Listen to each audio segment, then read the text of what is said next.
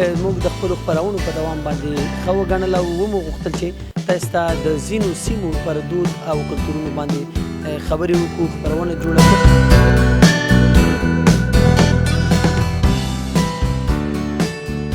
پخوا خو ډېر ښه دودونه او اتفاقونه هم په خلکو کې وو، مشران هم ډېر د یوې ژبې مشران.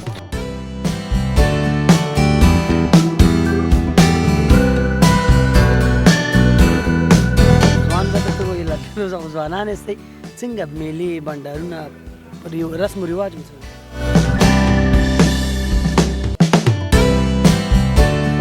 مشران نه کوم څه اورو هغه لږ ساده و خوندور و.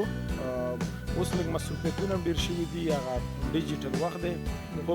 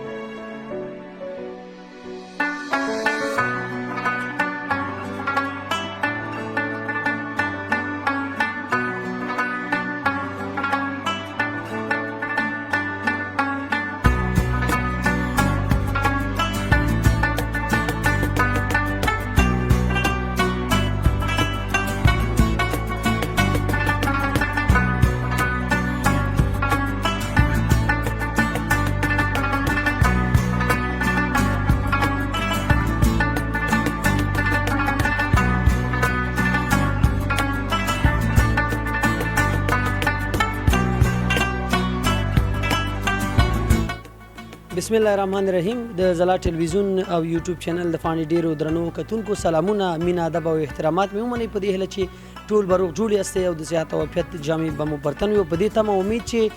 د اختر دویمه ورځ به مو تر دې وخته پورې په خیر خوشحالۍ را رسولي وي. ونه جوړه کوو د هغه مشرانو سره خبرې وکړو چې هغوی ډېر پخوا د اختر دغه دودونه څه ډول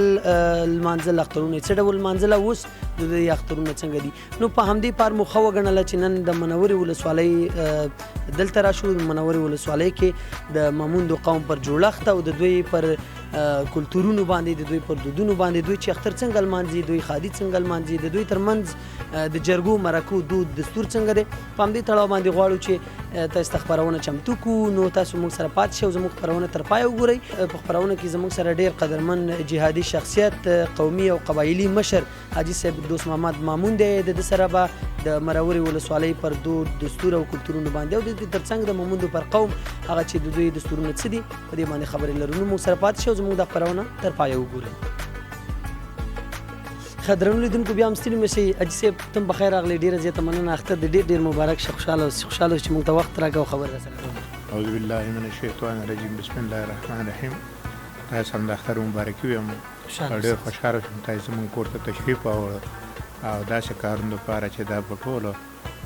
قومونو یو معلومات دی، یو دود رواج دی، هم د اسلامیت دی هم د پښتونوالي دی. او دې کې زموږ نه تپوسونه کوئ، پوښتنې کوئ،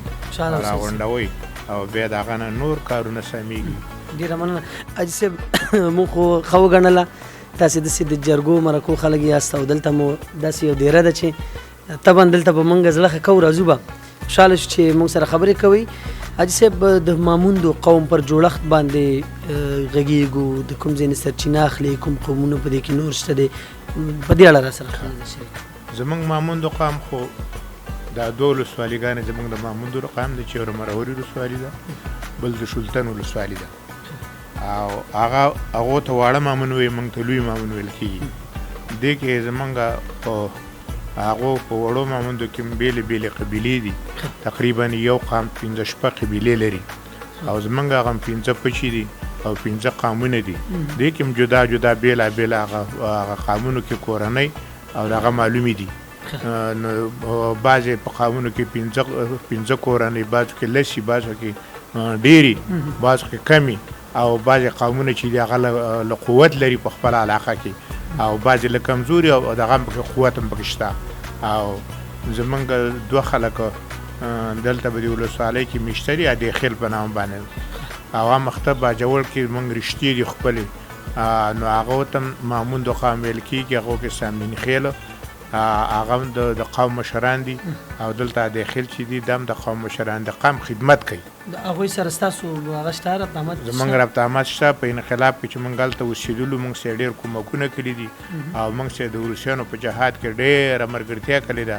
او مونږ سره راغلي دلته مونږ سره جنګېدلي دي، شهیدان یې ورکړي، شهدا یې ورکړي دي. او زمونږ عامخته قام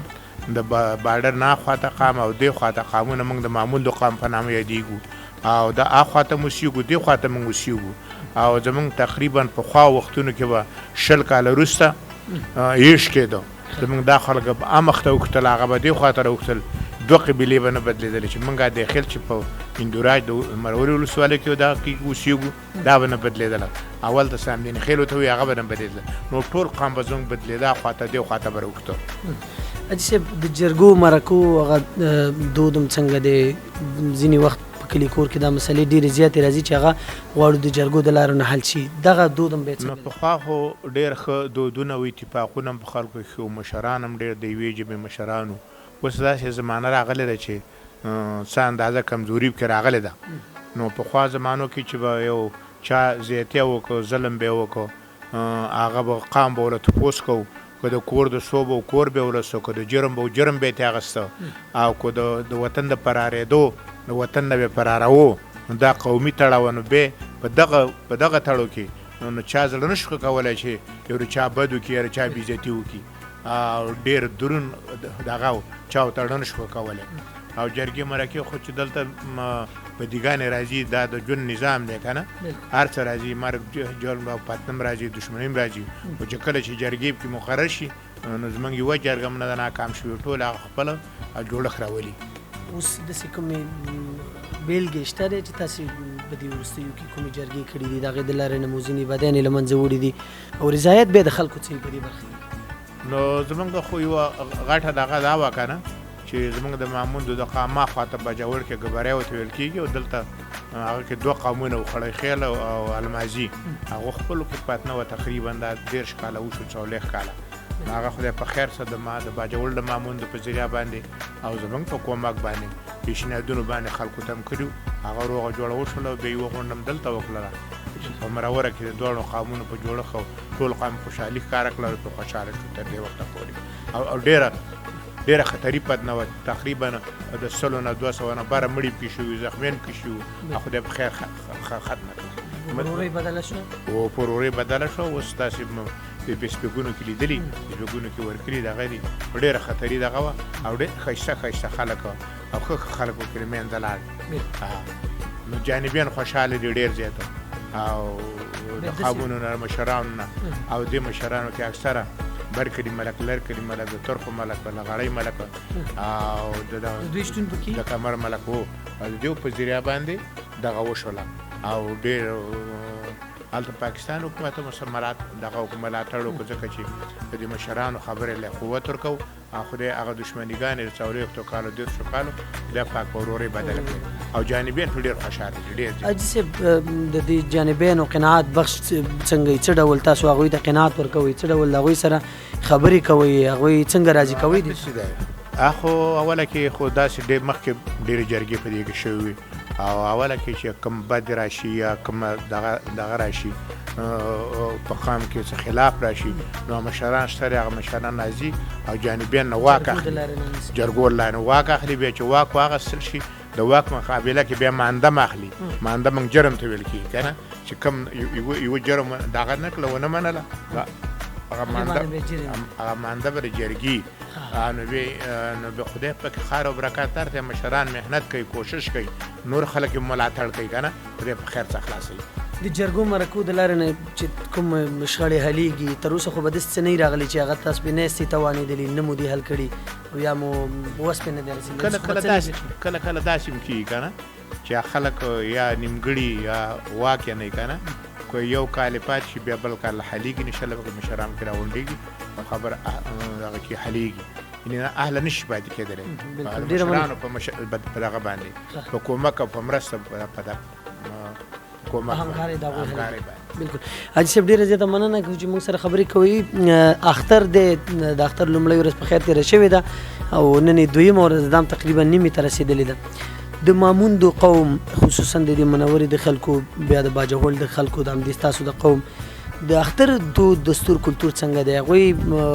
پخوا څنګه و اوس څنګه دی کوم تغیرات خو نه دي مخکې داسې دغه چې خلک د دغه نه د اسلامیت نه دغه نه ډېر نه خبر که نه میلې به یې کولې او دغه به یې کول او هدیرو له بتلو او زیارتونو له بتلو هغه مسلې ختمې شوي هغه اوس نه کېږي که نه فقط د اختر خوشحالي کوي او دا زموږ د مرورې خو یو قام یو مونږ که نه هسې په وړه کې بیا جدا جدا سو خو ډېر یو قام یو او یو بل پیژنو واړه هم پیژنو دغه هم پیژنو نو اختر په خوشحاله کې هغه مشرانو زګین لم خلک ورځي کشرانو پوسم کېږي او ډېر په خوشحالۍ سره لمانځي او زموږ مرورې قام چې دی او د ماموندو قام چې دی زموږ ډېر ښه اتفاق دی یوه بېلګه دا ده چې مخکې طالبانو د امارت په وخت کې زموږ دغه هغې غاړه امارت سقوط شو بیا ټول والي صاحب دله ټول موږ راپورېستل او بیا روغ جوړ مسلمانانو موږ په ډېر ننګ وکړو او موږ واړول باجوړ ته مو رسوله هغه خلکو سره هغه دي دلته هغه چې زموږ سره ډېره ښه وضع ده ډېر ښه دغه دي نور ټول قامونه موږ یو شي وو چې دا نامه کوي خو موږ ماموندو قام اتفاق او موږ په طالبانو ځان خفه کړی دی په وخت سره او د هغه وخت کې دا شخصي ټوپک وي د طالبانو د مشرانو نو هغه مو له واړولې او دلته چې چا څه امانتونه او هغه امانتونه له چې اوس راله هغه ټول پرې موږ وسپارل ماموندو قام او د طالبانو مخکې زموږ د ماموندو قام سره ډېر ښه دغه رویه وه او ډېر ښه محبت او کله چې څه ولایتونو کې به اول وخت خلک زموږ د کونړ له ولایت د ماموندو ونیول شو که نه طالبانو را ډېر احترام کوه راخلاصول حاجي صاحب اختر باندې غږیږو پخوا ستاسې د ځوانۍ دور ته به راشو اوس وخت کې د ځوانۍ دور د اخترونو هغه لمانځنه موږ او تاسو وینو د ځوانانو موږ خصوصا موږ لومړی د اختر سهار شي خپل خپلوانو کره د دې نه علاوه به ملګري دوستانې بنډاري هغه وخت څنګه د بنډاري وي هغه وخت خو وې بنډارې وې هر څه محبت مور هغه مو خو هغه دودونه اوس نشته ټالونه به وو میلې به وي او هغه به وي زنانه به هم پکې ځنګلې او نارینه به هم پکې ځنګلې هغه شی اوس نشته اوس څونه چې د اختر لمونځ شي خپل خپلوانو کوي هغه مشرانو ته اختر مبارکي وایي او خپل محبت ښکاره کوي څوک چې چا نه خفه وي د هغه له هم ورځي د هغه نه معافي غواړي او انشاءالله د پخوا په دغه باندې مخکې هم ډېر ښه محبت و د هغه نه محبت څه ډېر دی خو بعضې دودونه زموږ قام پرېښي دي زموږ قام پرېښي دي نور خلکو هم پرېښي دي دا ما د اختر دودونه ځینې داسې کیسې داسې دي چې هغې اوس پرېښودې دي ټالونه به میلې به وي دا به کلي کې وي کلي په کلي وي او کلي په کلي نه یو ځای کې به نه کلي په کلي هدیرو له بس زنانه او ښځې ټولې نارینه هم په هدیرو ګرځېدو هغه مسله ختمه ده او اوس انشاءالله نور دغه شته د قومي دود او رواج سره یو بل کتګر مشرانو احترام د کشرانو احترام د کشرانو شفقت او د مشرانو احترام د اختر انشاءالله کې ډېر زیات دی زموږ ماموندو قام کې ډېر دی دا ډېر دی دوستانو مونږ چې مولیدل دلته راغلو نو دلته داسې یو دیره جوړه د ماحول جوړ دی تصویر کې به تاسې ګورئ چې د عینن هغه پښتونواله د لا هم دغه دود شته چې د جرګو مرکو او د دې ترڅنګ په اخترونو کې مشران دغلته ناست وي او د خپل خپلوانو د یار دوست مبارکۍ دپاره او د هغوی ستړي مشي ته راځي نو طبعا دغه دودونه شته دی دغه دودونه دلته لا هم پالل کېږي او حاجي صاحب زموږ سره ماشاءالله ډېرې ښایسته خبرې کوي انشاءالله کوشش به وکړو چې نور هم د دوی په اړه د اخترونو واورو حاجي صاحب پخوا اخترونو کې څوک چې بچا نه خفه وو تلل راتلل به تګ راتګ به وو اوس هم دا دود شته خو لږ کمرنګه شوی دی غوښتنه دی د خلکو نه سره دا د خلکو نه پخوا چې به وو که نه ټول خلک به په یو جومات کې راغونډ شول او ډېر زیات په محبت او پر هغه اوس دا بغض او کینې ډېرې شوي دي شیطان ډېر محنت کوي هغه وخت شیطان محنت کم و پېښلې څوک به خفه وختر کې به چې خوشحاله شو بېرته به بس خپل خپلوان که به ورتله ترجیح به یا به بل خام والو هغه به کېدله په خلا کېدل به اوس هم هغه شان شی خو لږه کمزورتیا پکې شته. کمزورتیا پکې راغلی خصوصا لوی اختر د قربانۍ اختر وي حاجي صاحب محترم او قرباني چې وشي نو بیا هغه خپلوان راځي دلته یو څه ډوډۍ خوري ډوډۍ دپاره راځي تاسو دعوت کوئ هغه رب ته آمد تګ راته وسي بالکل هغه وشته دی اوس محبت هم ډېر دی او مالداري هم ډېره ده هر کور 15 شپږ وزیګانې کېږي خپل خپلوان هم راځي او کوم خپل خپلوان چې هغه کمزوري وزې نه کړي هغو سره محبت کوي غوښې ورکوي دغه ورکوي د هغو ډېر احترام کېږي دا پخوا ډېر کېده که اوس ډېر کېږي یاره پخوا هم کېده اوس هم ډېر کېږي پخوا محبت ډېر نسبت پخوا د اوس نه به پخوا ډېرو محبت ډېرو که نه بالکل او اوس مالداري ډېره شوله وزېګانې هم ډېرې شوې او غریبانو سره ډېر کومک کېږي کومکونه کېږي د کوچنیو اختر هغه مخکې تاسو ویلې چې موږ ځوانان او د دې ترڅنګ به زنانه هم میلې به وي ټالونه به وو خصوصا ماشومانو ته د اختري د ورکړې مثلا پیسې او یو څه ورکول دا دود څنګه وو دا وو پخوا هم وو څه اندازه محبت د خپلو بچو سره نسخو سره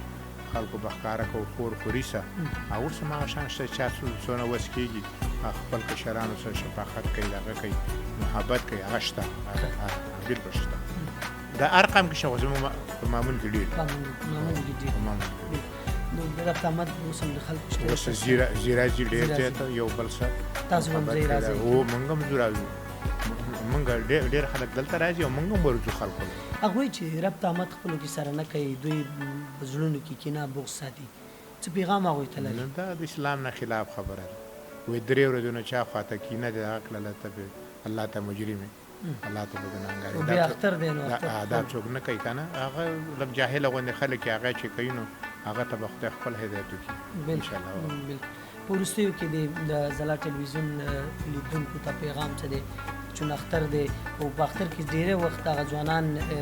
اوس وخت به شوخي یاده کړو د ځوانانو چې هغوی چکر ته وځي یو ډول شوخي کوي په موټرو باندې څه پیغام ورته لري ځلا ټلویزیون ته همدا هغه ډېره شکریت ادا کوو چې وخت باندې د خلکو د قومونو احوال اخلي او کشرانو ته مې دا هدایت دی چې په ډېر په سړه سینه باندې اخترې تېرې کړي او ډېر مشکلات په دې وخت کې ټکرې کېږي د هغه کې چې دی نه ځان وساتي او خفانو ته نه رسېږي تکلیفو ته نه رسېږي په احتیاط سره وګرځي بالکل ډیره زیاته مننه درنو دوستانو لا هم زموږ خپرونه دوام لري حاجي صاحب سره زموږ خبرې هم دومره وي دا چې په اخترونو کې د مرورې ځوانان څه ډول د اختر لمانځي د هغوی رب آمد څنګه دی تګ راتګ یې څنګه دی او نن نو دلته وخت چې ګورو غرمه هم د حاجي صاحب ته موږ داسې ویلي هم نه دي چې زموږ غرمه به تاسئ خو اوس هم غرمه دلته د له خیره سره ده چې غرمه موږ ته څه تیار شوي دي میلمنو ته نورو ته څه تیار شوي دي هغه به یو ځای نوشیجان کوو خپرونه به همداسې دوام لري موږ سره پاتې شو زموږ خپرونه تر پایه ته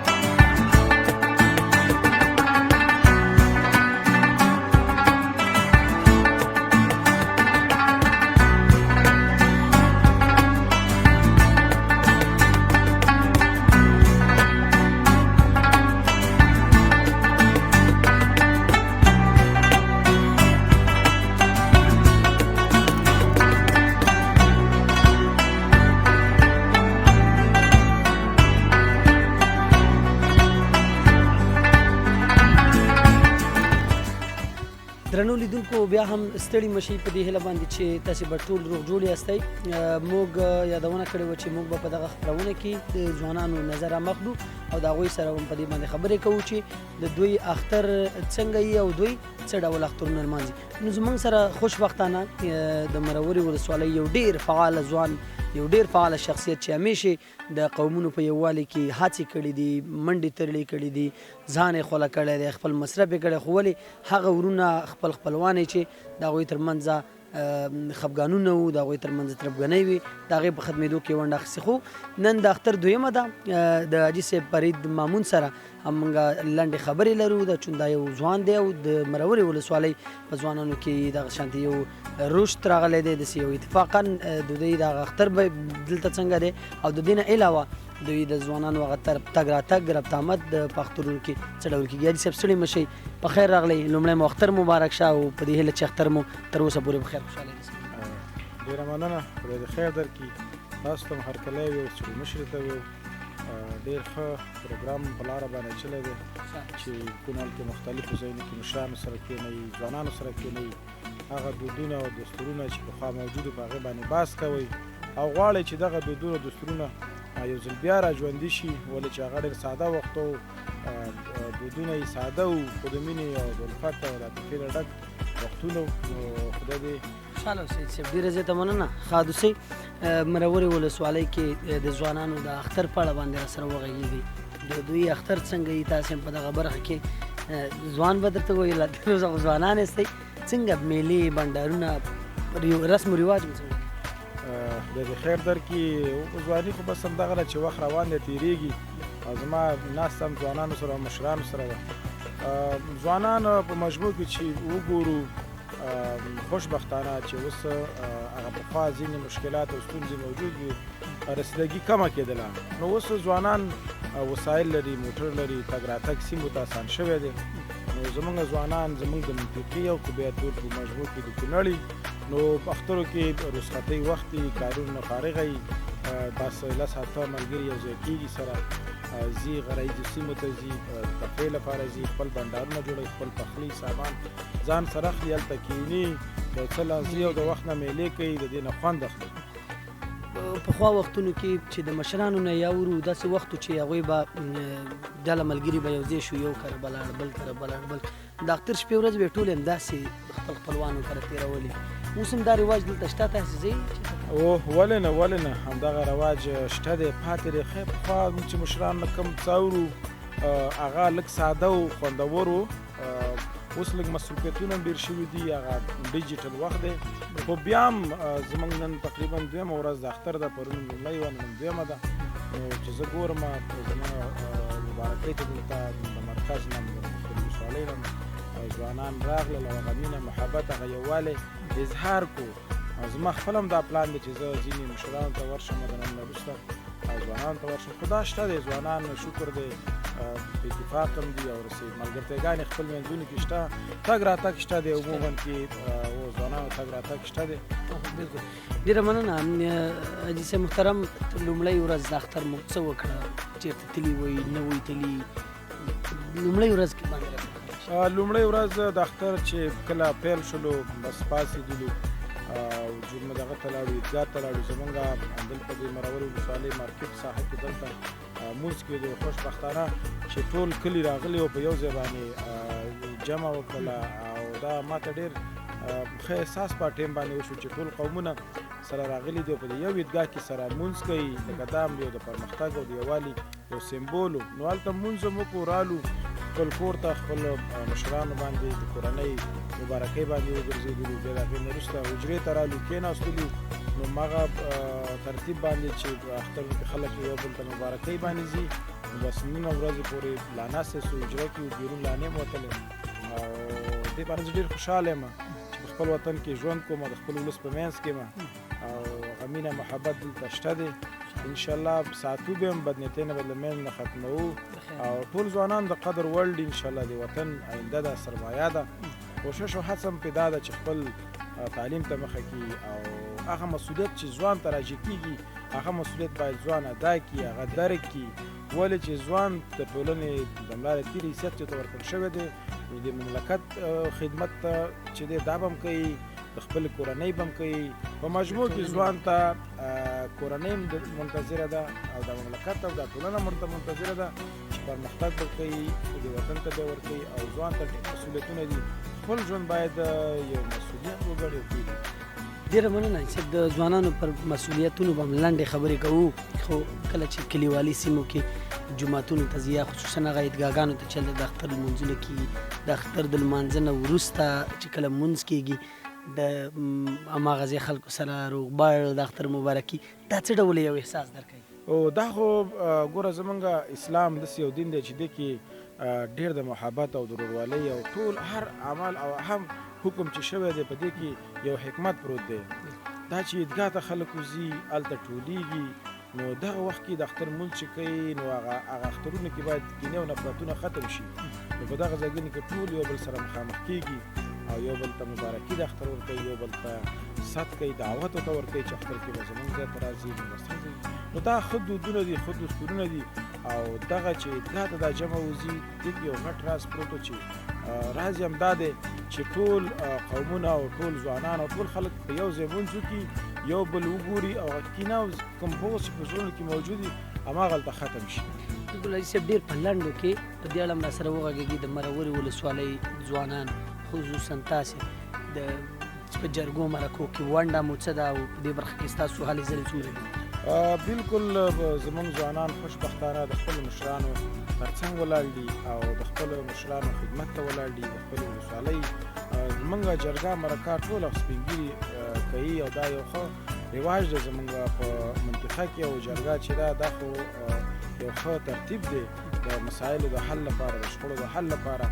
نو ځوانان د خپلو مشرانو تر څنګ ولاړ دي او کوشش کوو چې مشر په دې باندې کلیاتو ته ورکړو په دې باندې پوه کړو کوم ځای کې چې ځوان ضرورت یې ښه مشوره ورته ورکړو هغه ورته ورکړي دي انشاءالله دغه ترتیب ته به خیره دوام ورکول کېږي جرګه یو ښه اصول دی یو ښه ترتیب دی په کم وخت کې په کم مصرف باندې یو مسله حل کېږي د یو ځوان په حیث باندې پیغام دې څه دی د اختر شپې ورځې دي طبعا ملګري دوستان به چکرو ته ځي هغوی ته د پیغام څه دی په ټوله کې او د دې تر څنګ د خپل کلي ځوانانو په مجموع کې د خپل کلي او د خپلې ولسوالۍ او د ټولنې ټولو ولایت ځوانانو ته دا غوښتنه مې درکړي چې دغه څو ورځې اختر دي ښه په خوشحالۍ باندې ولمانځي په حوصله باندې او هر چېرته په چکر باندې ځي سړکونو باندې موټرو په کم رفتارۍ باندې لاړ شي اول ته کښېني کوم ځای کې میله بنډار کوي بېرته د بنډار نه وروسته کوم کثافات دي هغه هم راټول کړي ولې چې ځوان داسې یو دغه د ولس ورته ټولنه ورته ګوري مشران ورته ګوري نو خپل کردار په مثبت انداز باندې په دې ټولنه کې وړاندې کړي او پوه شي نو غوښتنه مې بل هم د ځوان نه داره مخکې خبرو کې ویلې چې د خپل ژوند یو مسؤلیت وګڼي دا ژوند چې دی په خپل ژوند کې اهداف وټاکي او یو هدف وټاکي او هغې ته ځان ورسوي بله مې غوښتنه د ځوانانو نه دا ده چې مواد مخدر په وړاندې باندې مبارزه کې باید په ګډه باندې کار وشي مواد مخدر یو داسې بوټی دی چې یو ځوان تباه کوي یو ځوان بربادوي او متاسفانه بدبختانه چې په دغه بوټي باندې زموږ په ټولنه کې یو شمېر ځوانان اخته دي خدای نخواسته که یو ځوان په دغې باندې روږدی شي نو هغه کورنۍ چې کومې هیلې دي ورته هغه د ټولنې چې کوم ځوان ته کومې هیلې دي هغه ختمېږي مړاوې کېږي دغه ځوان به بیا په دې کور باندې بمبوجي په ټولنه باندې بمبوجي نو غوښتنه مې د ځوانانو نه دغه هم ده چې خپل ژوند د مسؤلیت کې تېر کړي او تر څنګ د مواد مخدرو دغې بوټي نه بیخي لرې واوسېږي ولې چې دغه یو بربادوونکی بوټی دی عرضي طور باندې یو ځوان د خوشحالۍ احساس کوي خو بیا وروسته فزیکي هغه وجود د کار اولیږي د هغې په کمزورتیا راځي ذهن یې خرابې کېږي تعلیم نه بې برخې کېږي د کورنۍ مسؤلیتونه چې ورته غاړه دي نو دا بیا ډېرې بدې ناخوالې زېږوي نو غوښتنه مې ځوانانو دا ده چې تاسو د دغې بوټي په وړاندې کلکه د ختمولو مبارزه وکړئ او ځوانان دې لرې پاتې شي دغه بوټي ډېره زیاته مننه حسین محترم چې موږ سره مو خبرې وکړو مننه ډېره مننه زلا د یوټیوب او د تلویزیون ټولو کتونکو او ستاسو نه ډېره زیاته مننه چې راغلی یو ښایسته برنامه هم په لاره باندې اچلې ده دا ډېره ښه خبره ده چې ځوانانو هم د میډیا د لارې نه تشویق شي هم هغه کوم دودونه چې ښه و د اسلام څخه په ټکر کې نو ختم شوي دي بېرته را رواج شي او دا ښه کار دی خدای دې تاسو ښاد آباد او ژوندي لري ډېره مننه خوشحاله اوسئ چې مننه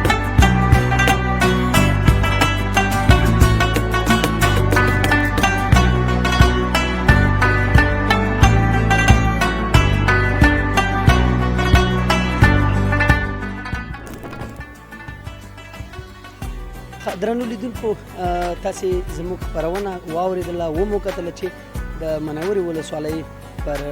یوه دیره کې په یوه کلي کې د هغې په هغه حجره کې مو ځانګړې کړې وه د دې منورې ولسوالۍ پر